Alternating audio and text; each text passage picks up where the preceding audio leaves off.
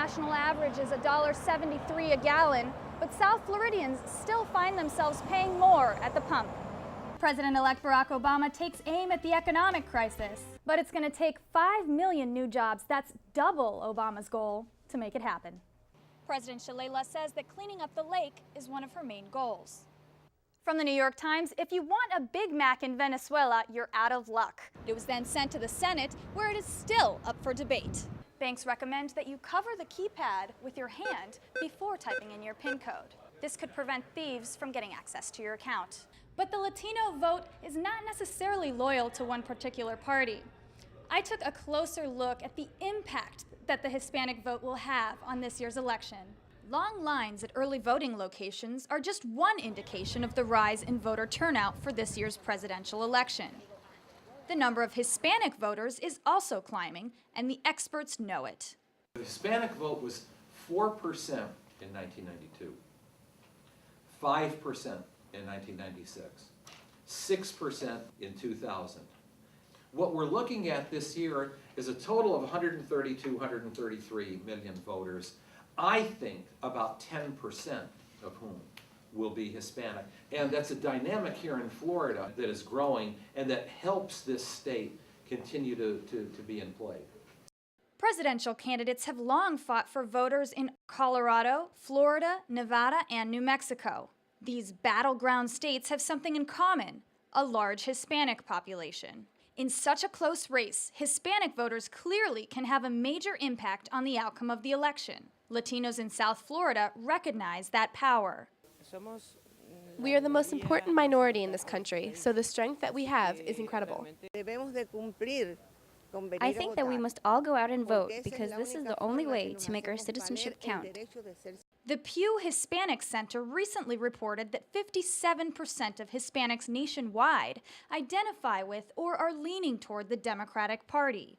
Obama represents a change, and I really think that Hispanics, just like any other person in the country, is looking for a change. Even so, there are many Hispanic voters who support the Republican ticket.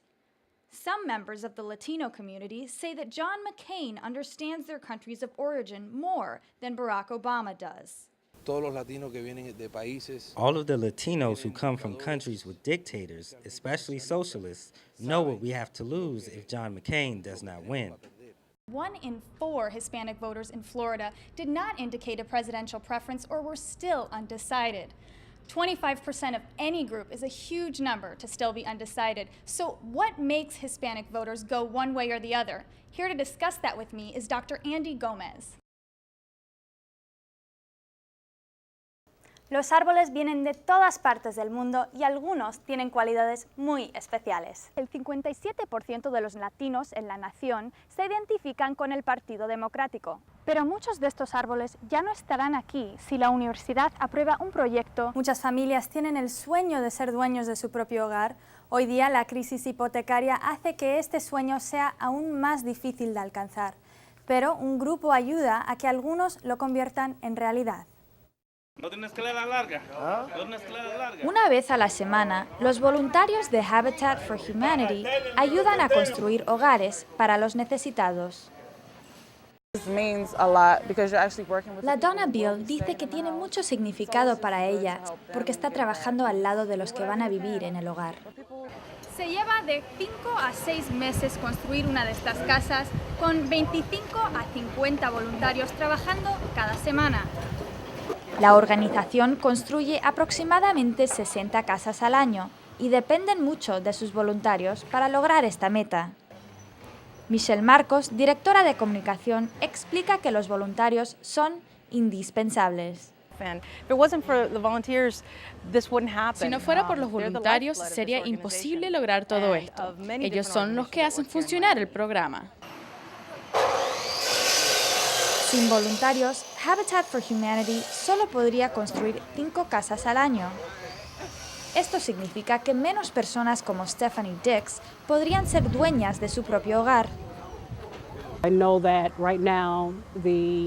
Como está hoy el mercado hipotecario, yo nunca hubiera podido comprar una casa si no fuera por esta organización. Los voluntarios también aprovechan la oportunidad de ayudar.